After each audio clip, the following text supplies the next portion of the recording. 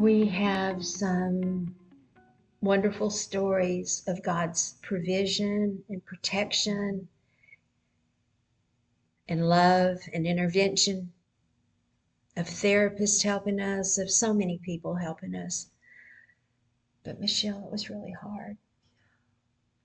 Speech continues to be hard. Communication, sometimes it'll be hours before I know what Paul wants. And he is relentless on continuing to say the words over and over again.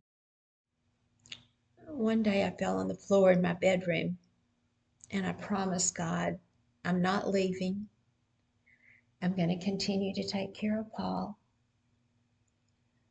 But God, I'm not going to love him anymore. It just hurts too much. And in my spirit, the word God spoke to me and he said, excuse me, you promised me that you would love him. Yeah. One night, Paul had gotten very, very loud. And not to dishonor him, but he can't communicate. I can out-talk him any day of the week. And I was in the laundry room, and I heard him coming all the way across the house, dragging his foot, tapping his walker. And my heart leapt like a new bride. I was so excited. I thought, Lord, he's going to come apologize to me. My heart was just so full and expectant. And he made his way into the laundry room and didn't say anything to me. He just started the washing machine. And it hurt. It hurt. But it reminded me of how often my Abba Daddy must think, oh, yay, she's going to come nestle in with me for a minute. But I'm only there with my laundry list to ask him what he can do for me. Yes. And not sit there and nestle in with him in his glory. Yeah. That is powerful. That is powerful. You're talking about Abba Daddy. Yeah. And he's not only my Abba Daddy, but he's also Paul's. And so that over and over again convicts me that how I treat the least of these is how I'm treating God. And Paul's his son. And it hurts my feelings if somebody criticizes one of my babies or treats them unfairly. And so that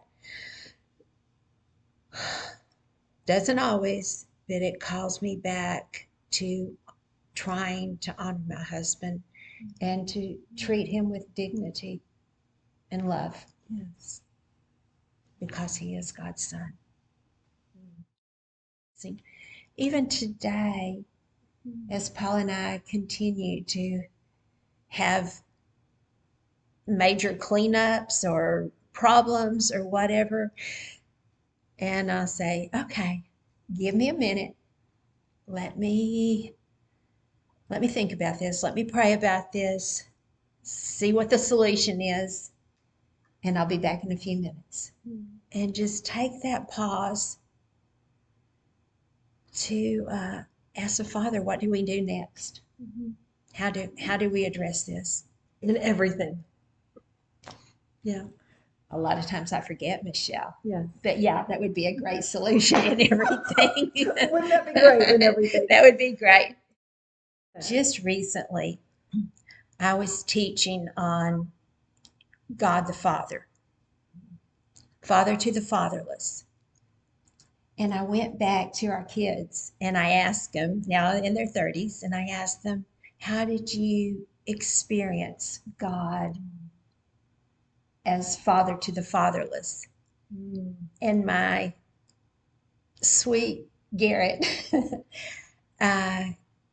optimistic, came back and he said, Mom, I never considered myself as being fatherless. I said, wow, I considered myself as being a widow several times, and I prayed for them that God would be their father, but they never considered that. Isn't that God's gift? Yes. Yes. That this man was their daddy. Wow. And he screamed at him, and he screamed at me in frustration and not being able to communicate. And yet they felt his daddy's love. So God's gift. Praise God. Yeah.